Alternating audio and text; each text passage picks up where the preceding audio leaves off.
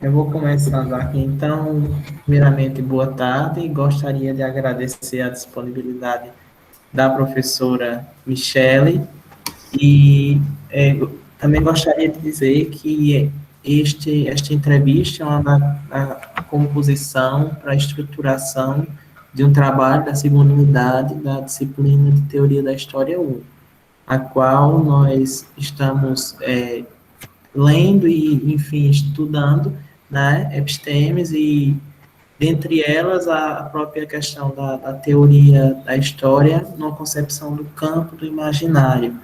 E utilizando um livro do professor José de Assunção Barros, né, como norte. E, inicialmente, professora, eu irei fazer a primeira pergunta, e a senhora sente-se à vontade para responder no tempo que a senhora também achar necessário. Inicialmente, a primeira pergunta é: quais os problemas relativos ao risco de que um estilo quantitativo não problematizado comprometa uma obra da história demográfica? Então, boa tarde. Bom, vamos lá. Sobre essa questão, né, que vocês colocaram, que envolve a produção de uma história demográfica, né? Eu acho que inicialmente é importante lembrar que se trata de um tipo de história, né, de uma prática historiográfica associada à chamada terceira geração dos análises, né? Foi praticada sobretudo ali nos anos 60, 70, né? Tem algumas produções a respeito disso, o próprio Jacques Legoff, naquele livro A Nova História, que foi publicado nos anos 70, ele explica um pouco a chamada história quantitativa, ou serial quantitativa, né? E eu acho que essa questão é bem pertinente, exatamente porque ela problematiza ou nos leva a refletir sobre, quer dizer, em que medida, né, uma fonte, por exemplo, serial quantitativa, como os registros paroquiais, registros de nascimento, registros de falecimento, enfim, registros cartoriais, portanto, também, quer dizer, como essas fontes elas também devem ser questionadas, né, pelos historiadores e pelas historiadoras, como quaisquer outras fontes, né? Todas as fontes precisam ser problematizadas, porque como o próprio Legoff diz naquele texto que vocês conhecem bastante, eu imagino, se chama Documento é Monumento, né? Aliás, Documento Monumento, quando ele se refere ao documento como monumento, portanto, como algo intencional, né? Uma escolha do historiador, nem todo documento, nem todo material, né, nem todo vestígio humano é documento, né, torna-se documento no momento em que o historiador o escolhe, ou a historiadora o escolhe, né? Então, portanto, eu parto do pressuposto de que toda documentação, toda fonte histórica deve ser problematizada, né? E, portanto, sem dúvida que há riscos, né, no momento em que isso não é feito, né? Ou seja, não é possível fazer uma história, né, uma escrita da história sem problematização, sem questionamentos, né? Eu acredito, inclusive, sempre falo que as contribuições que os historiadores da primeira geração dos Zanari nos deram, elas permanecem sendo bastante válidas, né? Quando, por exemplo, o Bloch afirmara lá nos anos 30, né, que era preciso problematizar aquela historiografia tradicional praticada pelos historiadores metódicos na França, não é, pelos historiadores cientificistas, aqueles que estavam defendendo a história enquanto ciência ali no século XIX, né? Então, especificamente sobre a história quantitativa, né, quer dizer, um aspecto importante ser falado sobre ela, eu queria que vocês me falassem do tempo, porque eu não comecei a marcando o tempo dessa questão específica. Na próxima, eu farei isso. Eu não me lembro em que horas, qual foi a hora que eu comecei. Bom, mas sobre a história quantitativa, é importante destacar, né, historicizá-la, entender que, de fato, ela se constituiu ali, ou a história serial quantitativa, né, ali nos anos 60, né, no âmbito de uma terceira geração dos análises, né, e é bom lembrar também que ela se desenvolveu também no âmbito daquilo que o próprio Legoff chamou de uma revolução documental, associada ao uso dos computadores, né, ao uso do computador para processamento de dados, né, né? Quer dizer, o uso do computador ali nos anos 60 e 70 foi fundamental para, por exemplo, os historiadores e historiadoras processarem os dados estatísticos, né, que eles utilizavam em suas pesquisas, por exemplo, os registros paroquiais, os registros cartoriais, que são fontes muito utilizadas na chamada história demográfica, né? Ou nessa história demográfica que utilizava o método serial quantitativo. Então, é importante destacar esse lugar, né, que uma tecnologia, que uma técnica, né, exerceu na prática de uma história demográfica, né, a partir da metodologia serial quantitativa. Acho que é importante fazer, inclusive, essa distinção, né, entender que a história quantitativa é um método, né, a história serial quantitativa é um método que é muito utilizado, que foi muito utilizado na prática de uma história demográfica, né. Então, é importante lembrar também que por mais que o computador fosse fundamental, por exemplo, né, para o processamento de dados, mas o fato de se utilizar o computador, né, como sendo, enfim, importante para isso, não significaria que o historiador devesse ficar passivo diante das fontes demográficas, né? Então, como qualquer outra fonte, as fontes orais, né, por exemplo, né, é preciso que haja sempre questionamentos, problematizações, né, entendendo que os dados estatísticos, eles também são construídos, ou seja, né, às vezes nós temos essa impressão de que por serem dados, né, por serem dados estatísticos, eles seriam absolutos, né, teriam uma verdade absoluta ali circunscrita neles, né, diferentemente, por exemplo, de um texto literário, né. Então, essa hierarquização de fontes, ela pode ser complicada. Então, é preciso também questionar esses dados quantitativos, entender, né, quem foi que elaborou, né, que elaborou esses dados, né, quem trabalha com escravidão, por exemplo, e utiliza dados estatísticos para entender, por exemplo, a trajetória de alguns escravos, né, como um colega meu fez, né.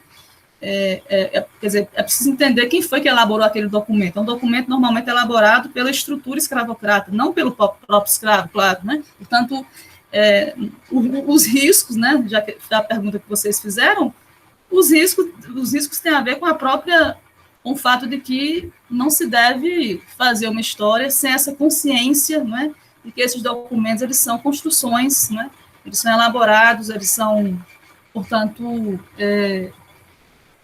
fabricados, né? É preciso ter essa compreensão, né, para que não se faça uma história inocente, né? Porque os historiadores não são inocentes, nem podem ser inocentes. Tem um exemplo, bom, não sei se dá tempo ainda, mas tem um exemplo importante que evidencia bem essa questão. Pronto, eu vou finalizar com esse exemplo. O Thompson, o Edward Thompson, ele escreveu aquele livro, A Formação da Classe Operária Inglesa, e ele usou muitos dados estatísticos, né? Por exemplo, dos operários ingleses e tal. E um aspecto interessante que vale a pena destacar para responder essa questão é que, por exemplo, Thompson, quando ele explica, ele tenta entender, na verdade, ele explica as péssimas condições de vida em que os trabalhadores, operários, viveram ali na Inglaterra do século XIX, durante a chamada Revolução Industrial, né? E alguns médicos, à época, divulgavam dados estatísticos, segundo os quais, por exemplo, né, a população estava vivendo muito bem, porque as taxas de natalidade aumentaram. Então, o aumento das taxas de natalidade significaria, né, que esses trabalhadores, operários, viviam em condições boas. Bom, esse tipo de documento foi elaborado por médicos que eram vinculados, né, que eram amigos, que eram, enfim, que estavam muito, muito ligados, muito associados aos patrões. E, portanto, eles elaboravam essa documentação, esses registros, né, da quantidade de mortes, as razões das mortes, por exemplo, os nascimentos, né, são documentos de uma história quantitativa, né, Então, os médicos elaboravam esse tipo de documentação de forma muito arbitrária, de forma muito intencionada, né? Intencional. Então, eles diziam, por exemplo, que houve uma melhoria nas condições de vida, porque a população estava vivendo mais, né? E aí Thompson diz, não, o que houve foram mudanças nos hábitos dessas pessoas, mas elas viviam em péssimas condições de vida, né? Inclusive, um dos dados que Thompson demonstra é que, né, os médicos, por exemplo, não afirmavam que as pessoas morriam de fome, né? Eles apontavam apenas que elas morriam de tuberculose, de outras doenças comuns à época, mas não destacavam que elas morriam de fome, porque afirmar isso, né, obviamente, seria ruim para a estrutura do patronato, né? Ou seja, o que eu quero dizer com tudo isso é que Thompson questionou esse tipo de documentação serial quantitativa, esses dados estatísticos, né, entendendo que esses dados foram elaborados por médicos que estavam vinculados, né, à estrutura do patronato e, portanto, deveriam ser questionados. Então, no momento em que o historiador não questiona esse tipo de fonte, né, ele acaba aceitando-a passivamente e, portanto, construindo uma história que, nesse caso, seria a história do patrão, né? Não consideraria as dificuldades, né, as condições péssimas de vida em que os trabalhadores viviam.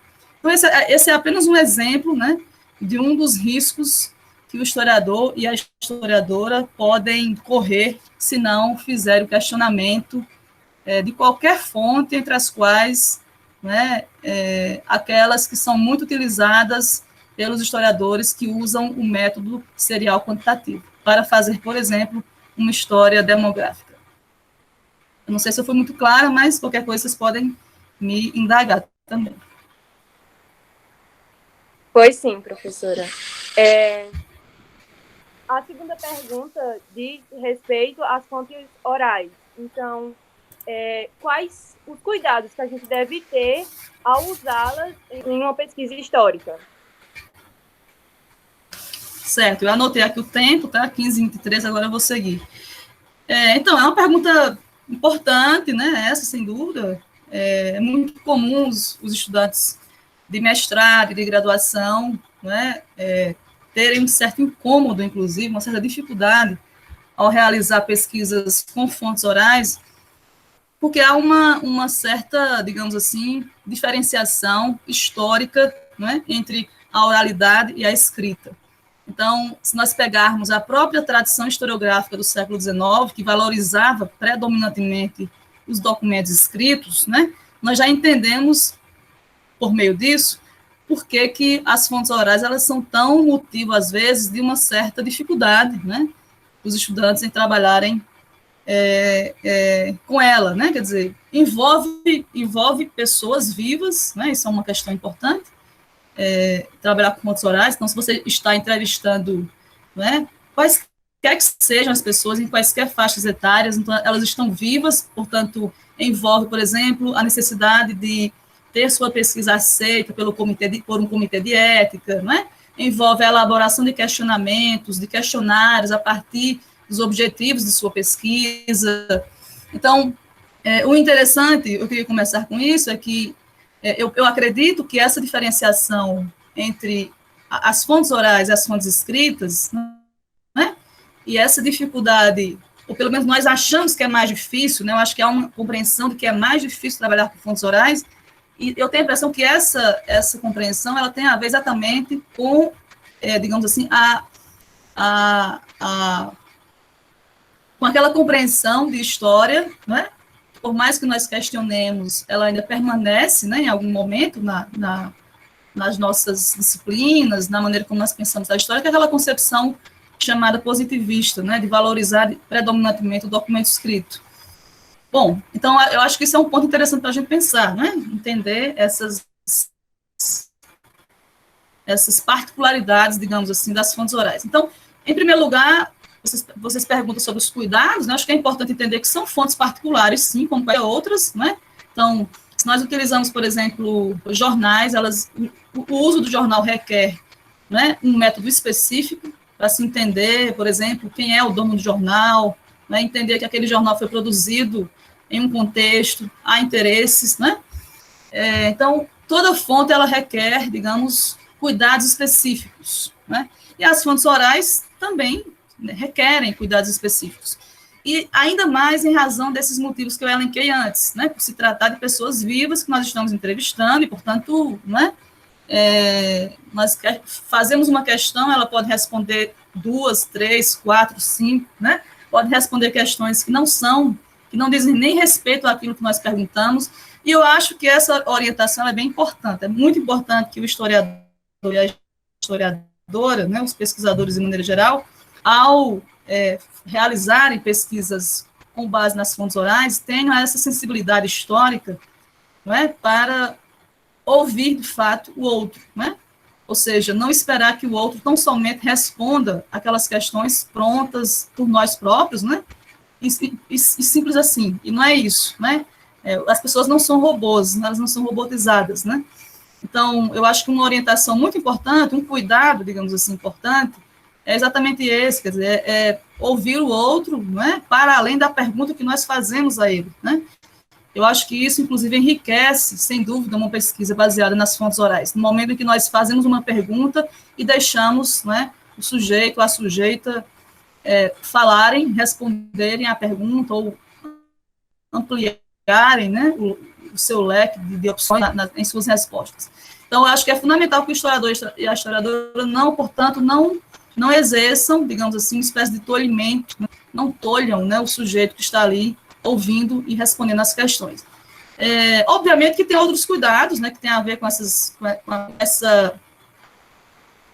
tipo de fonte, né, quer dizer, a história oral, como a gente chama, é uma metodologia de pesquisa, né, tem a ver, inclusive, com as técnicas que passaram a ser utilizadas, como o gravador, né, embora alguns historiadores antigos, né, já tenham utilizado, como Heródoto utilizou lá no século V a.C., né, ele escutou muitas pessoas para escreverem sua história, né, mas, enfim, a história oral é uma metodologia de pesquisa e o historiador e a historiadora constituem fontes orais ao, né, entrevistarem pessoas, né, as fontes orais, elas são constituídas, né? Então, tem essa particularidade, quer dizer, não é um documento escrito pronto que nós temos e vamos analisar. No entanto, embora ele não seja pronto, né, ele também deve ser problematizado tanto quanto o documento escrito, né?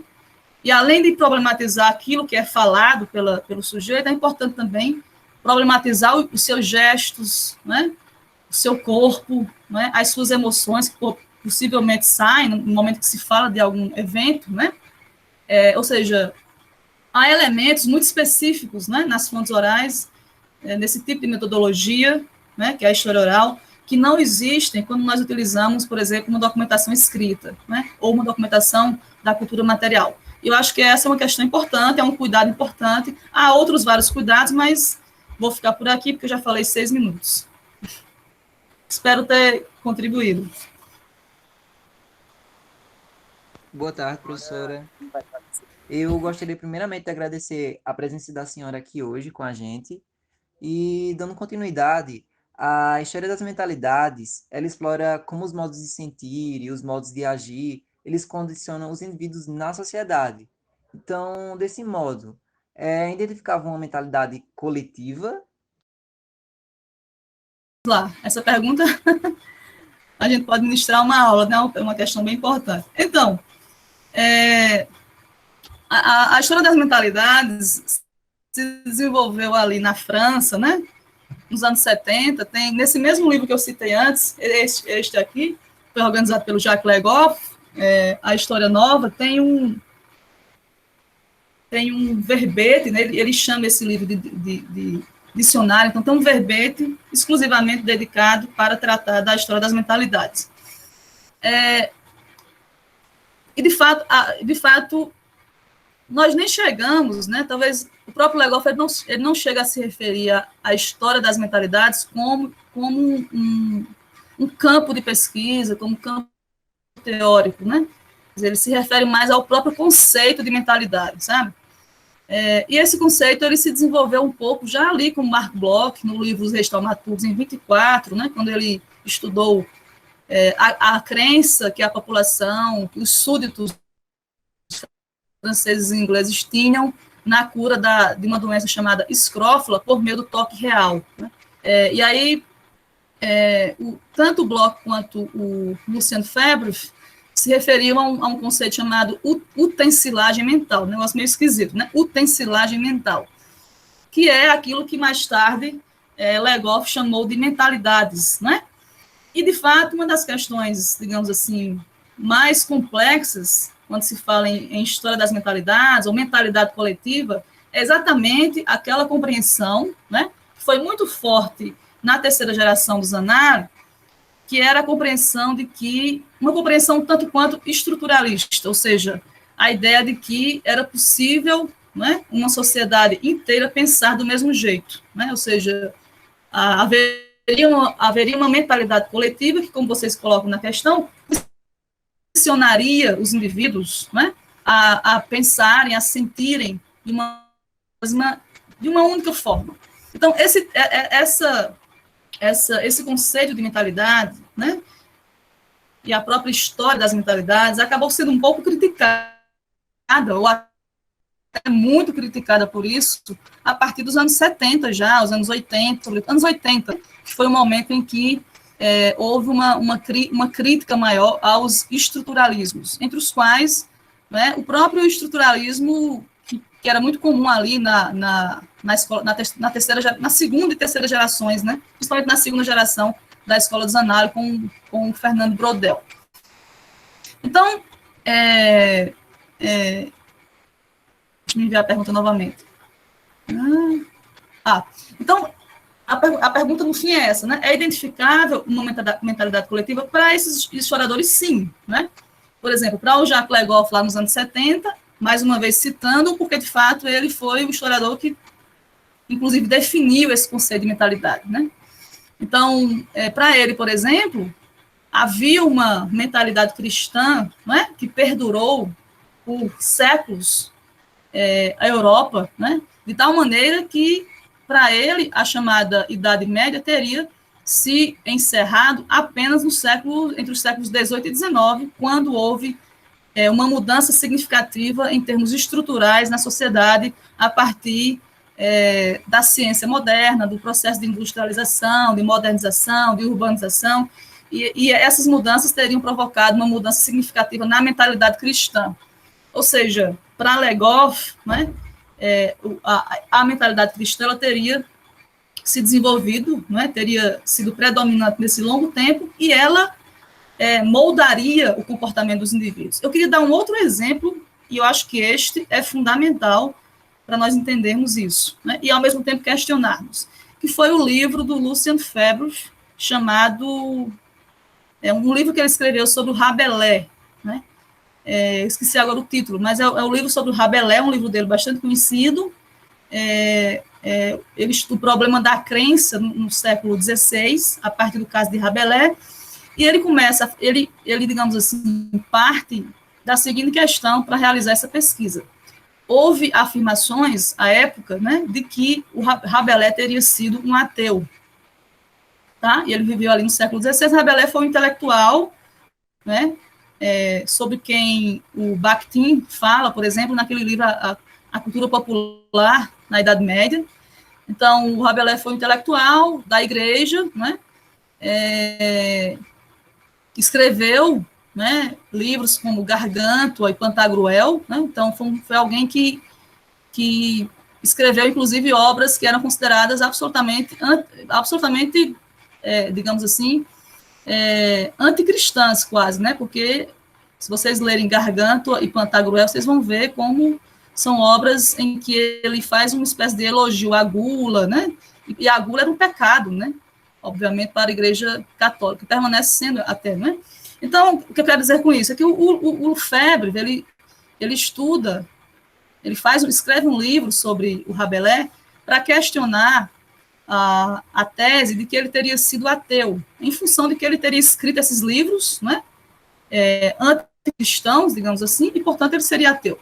E o Febvre desenvolve toda uma argumentação no sentido de afirmar, né, que seria impossível que o Rabelais fosse ateu, exatamente porque ele vivia numa mentalidade cristã, que é essa ideia de mentalidade coletiva, né, e, portanto, seria inverossímil afirmar que ele fosse ateu. Portanto, ele não era ateu, ele era cristão, né, para o Febvre, porque ele foi condicionado por uma mentalidade coletiva. Pronto, eu estou explicando aqui o que é essa mentalidade coletiva, a partir de 2 exemplos, né?